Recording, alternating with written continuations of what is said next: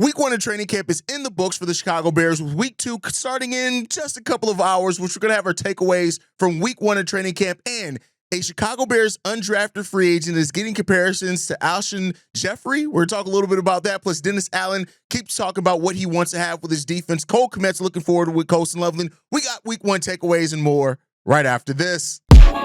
You are now tuned in to Chicago Bears Central, your number one place for all Chicago Bears news and content.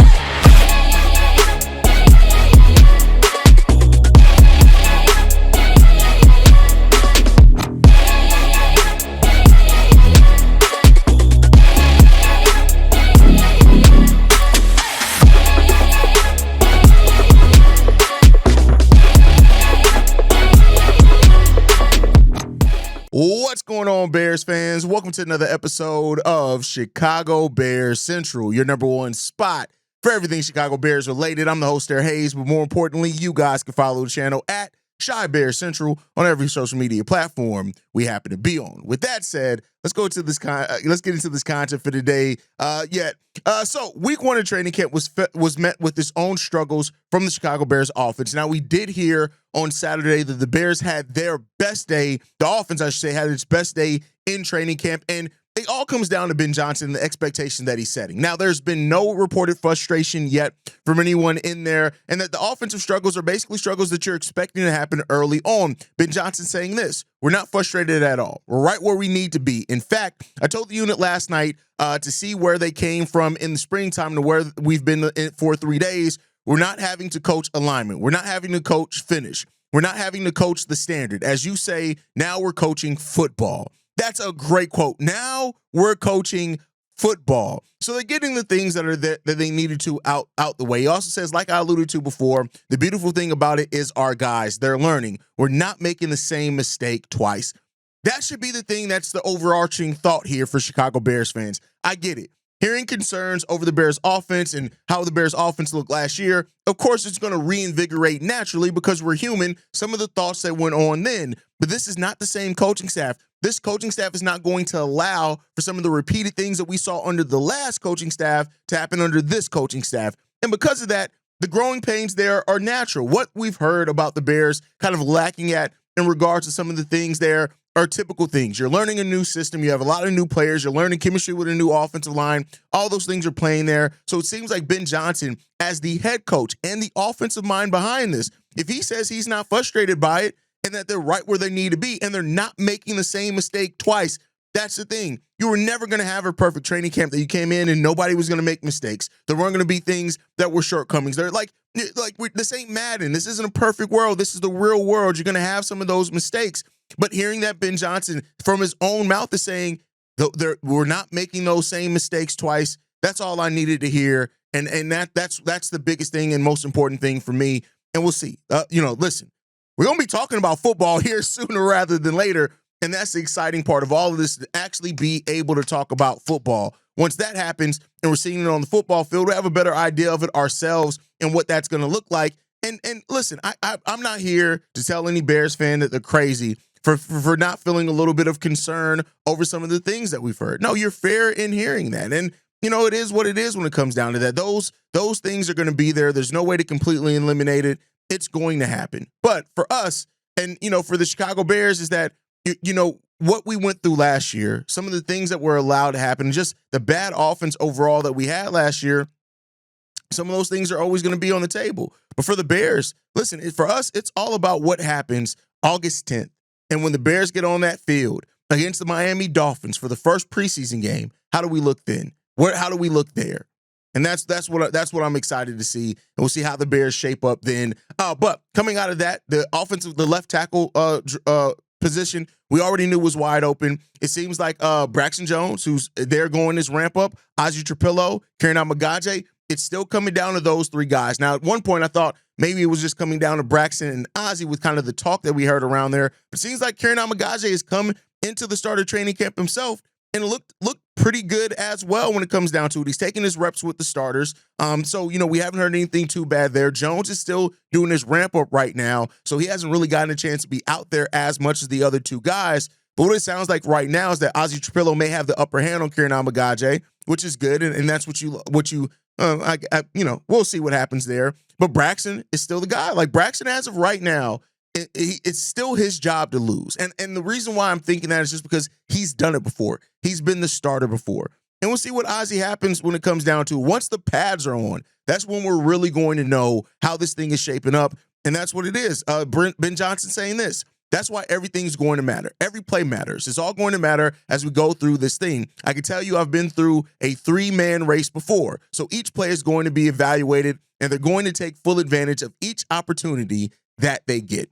Left tackle is not the only battle, though. The other two battles, one is the backup quarterback battle between Case Keenum and Tyson Bagent. We'll see who serves as the backup there, who's going to be the guy who has the clipboard, who's going to be working heavily with Caleb Williams. We know what Case Keenum has done, for C.J. Stroud and things like that. But let's be clear, Bagent had his own. On Friday, with the third-team offense, he threw 3 touchdowns during the red zone work. And so that's what it comes down to. And so we'll see what happens there. But though that battle between Case Keenum and Tyson Bagent, they're there, and we'll see what's going to happen when that comes down to it. Ian Willer even getting him and his notices as well. He caught a touchdown from Tyson Bagent, also according to Greg Braggs, which, hey, we'll see how that's going to end up happening as well. But there are other cornerback positions that are happening as well. I'm sorry, other position battles that are happening as well when it comes down to it. Seems like right now, according to Herb Howard, who's come down to it, is that there's a competition brewing for the starter opposite of Jaylon Johnson. Tyreek Stevenson, who's been the starter for the past 2 seasons, appeared to be rotating with his draft mate Terrell Smith during Sunday's practice. Now, here's the thing. That's going to happen regardless. That has really happened every year that Terrell Smith and Tyreek Stevenson has been there. So there's not a huge amount of concern or should be surprised there when I think it comes down to that. That's basically been what they've done since they've been here. They're going to rotate snaps. They're going to rotate opportunities. That's both in training camp and in the regular season. And Terrell Smith is basically another starter out there. That's basically how they have used him. So there's no real surprise there. I don't know how much of a true battle is going to happen there, but because this coaching staff is new, everything is up in air. So you can't really take anything for granted when it comes down to that. So we shall see. But then also the other one, Noah Sewell and Ruben Hippolyte. It seems like Noah Sewell is making his impression on this new Bears coaching staff, and that reportedly he has the upper hand right now when it comes to that third starting linebacker spot. And that's not something a lot of people would have expected with Noah Sewell and how he's basically been regulated to just being on special teams so far with his time here with Chicago. So if Noah Sewell really does come out of this position battle with the starting strong side linebacker position, I mean, I think that says a lot about what Noah has learned here, how much more prepared he is as a player that's going into his third year, and also the fact that this is why a new coaching staff and a new eyes opens up new opportunities and opens up things for players to kind of shine in different ways. What Noah Sewell could be asked to do under Dennis Allen could be very different than what Matt Eberflus and that staff was looking at him for, which maybe speaks better to his strengths. And so hearing that Noah Sewell himself is going through his own thing, no surprise there at all. I mean, shout out to him there. Now, we also got some rookies that are making their 2 rookies that have really been making their kind of unexpected rookies to be making their surprise. Of course, Kyle Monangai, right? Monangai's been one of the biggest standouts so far in training camp reportedly with how he's been able to come in to practice. He was the standout in Thursday's practice overall with long runs, his ability to get out in the open field, how elusive he is something that's really surprised a lot of people. According to Alex Shapiro, he said this. Monangai also got a little work with first-team offense. Following Saturday's practice, Monangai was praised as having really good feet and vision per Herb Howard and Clay Harbor, and they also noted that he looked quicker than anticipated and like he belongs. What's the thing that I've been saying about about Kyle Monangai, is that all he has to do, the one thing, is just make the coaching staff realize we got to get this guy opportunities. And it sounds like he's more than shooting through that expectation for me, right? And the fact that they've even wanted to see a little bit of work with him with the first team, to me says, hey, we want to see what he looks like behind this line. We want to see what he looks like with this unit. And that's all you can do. A guy that's drafted in the 7th round, that's all you can really do come into training camp, is to do enough to where the coaching staff looks at you and says, this guy's a player, and he's a player that we want to see more of, and we may be forced to get his ass out there immediately and find ways for him to help this football team. that's a good thing. Kyle Monangai, there's a lot of Bears fans that are hoping Kyle Monangai is really going to be a guy that his opportunities rise, whether it rise during the regular season, whether it rises during training camp and preseason, and then eventually he is a firm part of this rotation. And so, we've heard him and Roschon have both really had their standout moments. DeAndre Swift has too. If Kyle Monangai is more ready than what you typically expect from 7th round picks, what is that going to do for you?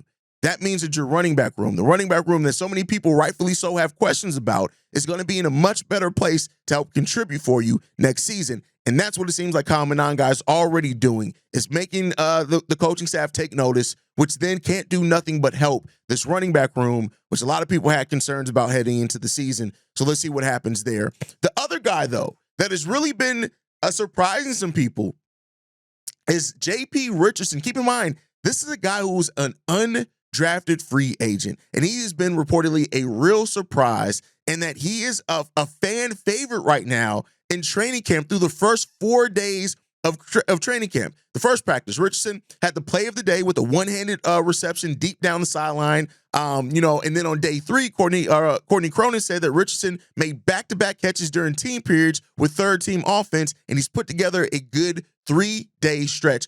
Even so much so, there's an article from Bears Goggles On that is making comparisons to J.P. Richardson and Ashlyn Jeffrey. Now, we already know how people view Ashlyn Jeffrey, and this comes from Courtney Cronin, who says undrafted free agent wide receiver J.P. Richardson has put together 3 solid days of camp. The TCU product hauled in 2 catches with the third-team offense on Friday after a one-handed catch down the sideline.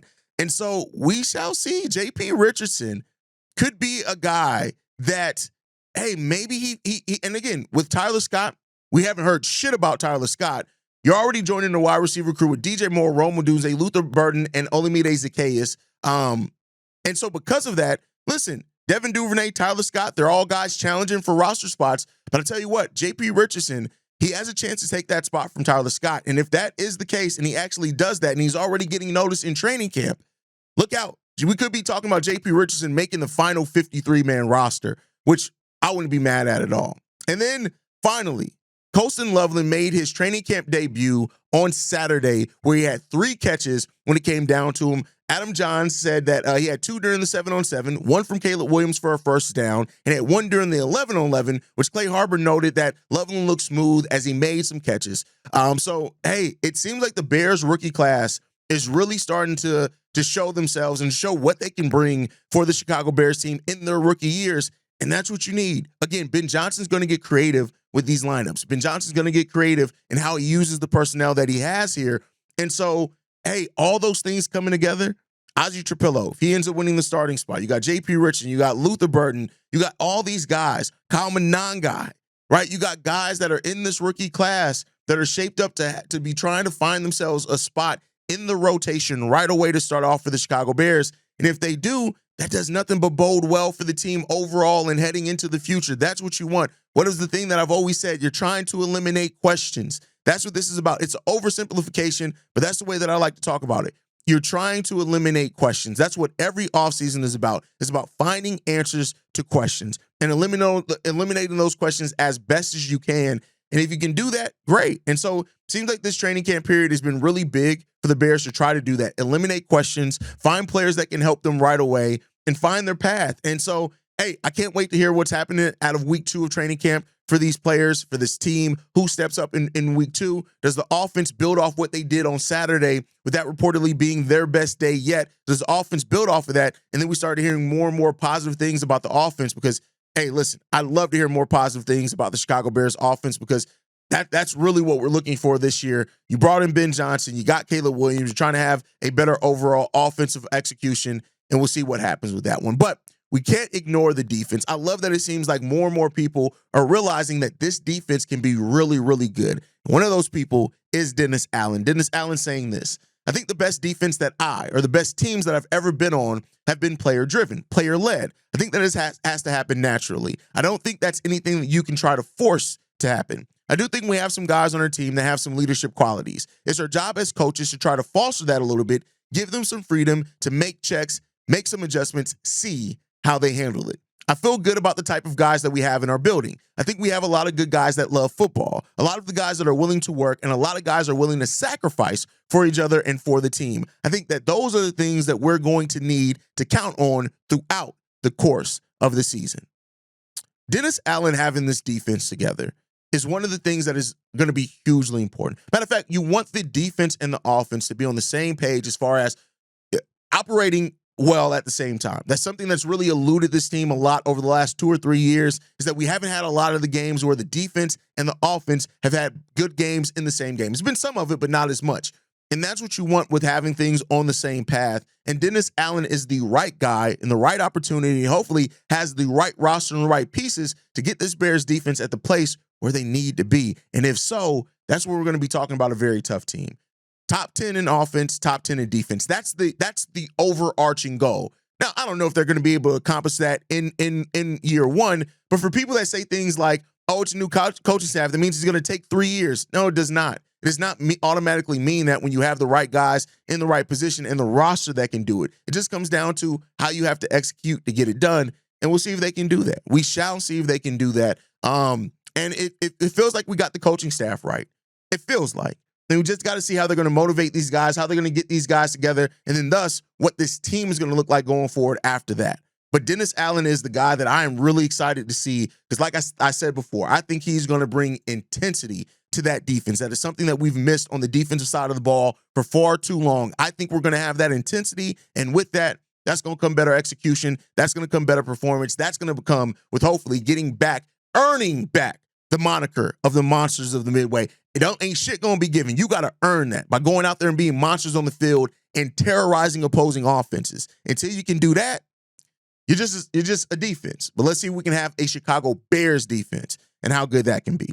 With that said, y'all know Mondays for overflow for voicemails. We got 2 we're gonna get into today. This one's from Damien. What's going on, fellas? This Damien from South Carolina, big Chicago Bear fan. Just calling in to go over what's going on in training camp and what's the stage of coming out of training camp. For myself, I don't got no panic button or anything. It's training camp, you know. The guys are finally getting some good coaching, you know, some good coaches, some mentors. They ask for this accountability, and that's good, you know. But it's happening now, and it'll be a little rough around the edges a little bit, but I think they'll be okay. It's what they need. I'm kind of different than y'all. I never looked at Caleb Williams as what y'all said, a generation of talent. I think that was one of the stupidest things to say. Yes, I said stupid because the guy is not a generation of talent. He could be a great talent. And with the coach of Ben Johnson, which I think the right person is, he can maximize his ability to be a great player in this league, a great quarterback. And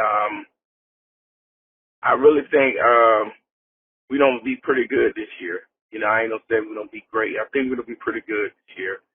I think one of the stars is, my biggest thing is, and y'all know that's our number one thing, is beat the Packers. I really believe this year we don't go 2-0 against the Packers. We probably win. I said not probably win. We'll be like 9. We'll win like 9 to 10 games. And playoffs. If we make the playoffs, that's cool. I'm not too big on that. Just improving. Need that big jump, improving. And that's what we need. He got a lot of stuff he got to learn and pick up, and it don't be a big jump for him this year. I really believe that. I disagree with people saying the defense, the offense will be better than the defense this year. I think the defense will be our strongest point, believe it or not. Believe it or not, just because of Dennis Allen. Accountability. And, man, if we could just stop them injuries, that will be a big help for us. But that's pretty much what I got to say, man. Proud of y'all guys. Y'all doing great, man. Love to hear y'all content, but I think my prediction this year is a good year for us for Chicago Bears. I would like to see what y'all think. I think 9 to 10 games this year. You're right. No panic button in training camp, and there should never be a panic button in training camp. But you could raise some legitimate concerns, and I think that's also what training camp is for: is to find those concerns early. And then if you have the right coaching staff and the right players that adapt to that coaching staff, you're moving off of those concerns, and that's what it comes down to as well. Accountability is a great term that you use there, because that's what it seems like this coaching staff is bringing at a level that we have not had it at before. It's consistent accountability in the way that we perform, what it means to be Chicago Bears offense and defense. They're trying to bring meaning back to that. Now, you have to earn that, but it does seem like they're trying to make that mean something. If you want to be a Bears player, if you want to have a spot on this offense and in this defense, you got to earn it. And that comes through having a certain expectation level of how you need to perform and operate as a player, and then be with your teammates. And that's what it seems like we're getting to as well. As far as the generational label, generational being thrown out there in pre-draft stuff, that's always kind of headline speak from media, right? To me, I don't care how much raw talent you have. You are not generational until you prove it on the football field. Nobody thought Tom Brady was going to be generational when he went through the draft and through college. Look at what he turned into. Most people who get the generational label before it comes, they don't live up to it. I was one. We at Chicago Bears Central during that whole draft process, when people were saying generation, like, hold on, pump your brakes.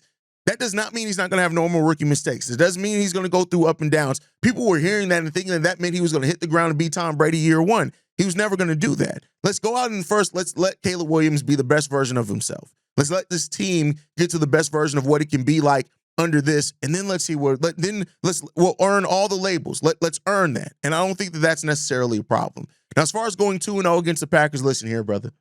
If this Bears team goes 2-0 against the Packers, keep in mind we'll be live. What is it? December 20th or 21st, we'll be live in Chicago for that game, hosting a live event.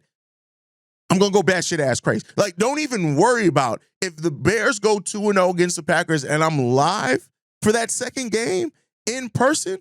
I'm buying shots for everybody. So let's hope so, Damien, and we'll see where this Bears team ends up getting, brother.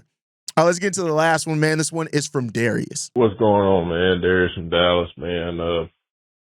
Boy, Keys and gave me some bad news again with this Jaylon Johnson situation. It's like I got a black Ian Rappaport in my back pocket. Appreciate you again, Key.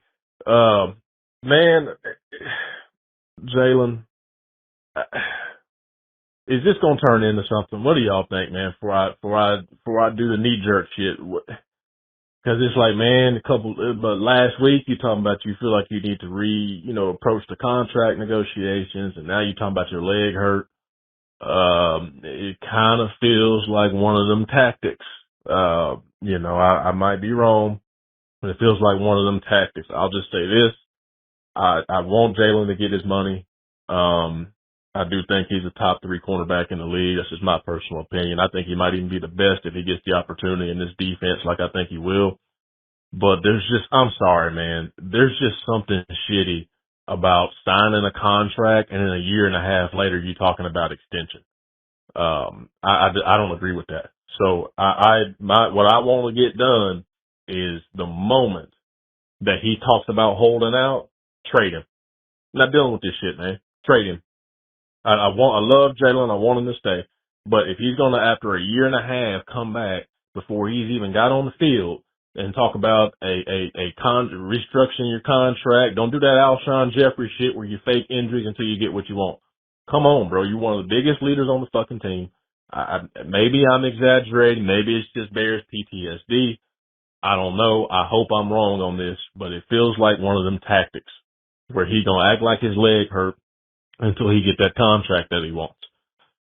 If that's the case, immediately trade his ass away for a couple first round picks. Maybe you can't get a first for Jaylon. I don't know. Maybe a second round pick and a player. I don't know.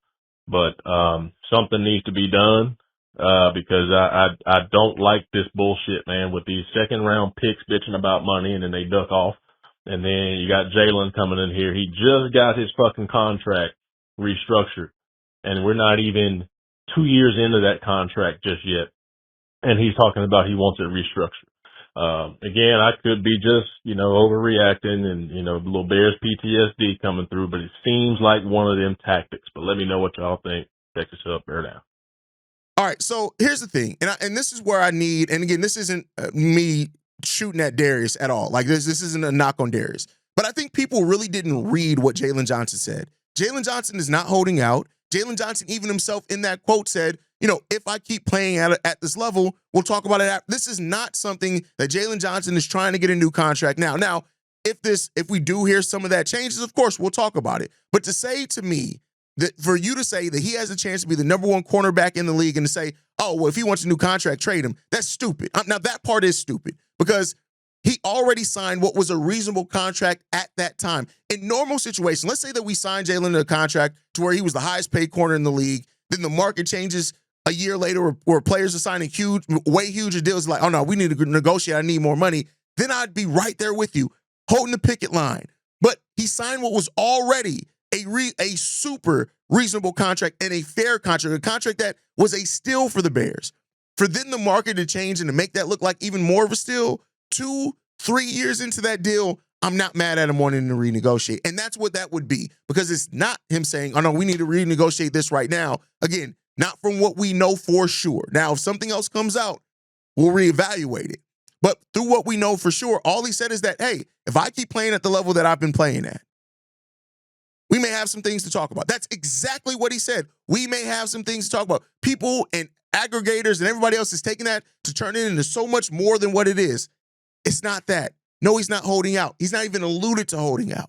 So I do get the concern though, Darius. I do get like, damn, this came out and now it's a leg injury and it looks funny. I won't doubt that. But until we hear something more concrete that Jaylon is holding something over this team's head to get a new contract, I'm going to react off what we do know, what has been said, rather than what aggregators are trying to make it, if that makes sense. So, but we'll see where it goes going forward. But that's my time for today, guys. Thank you guys for tuning in. Make sure you guys are following us at Chi Bear Central. You can send us any feedback, questions, comments, concerns, ChicagoBearsCentral@gmail.com. Lastly, if you want to leave a text message and or voicemail for the mailbag, the number to do so, 773-242-9336. We are the number one spot for everything Chicago Bears related. We'll catch you guys on the next one. Like I like to end everything on Chi-Town up, Bear down.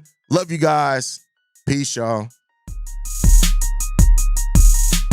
This has been a presentation of the Break Media.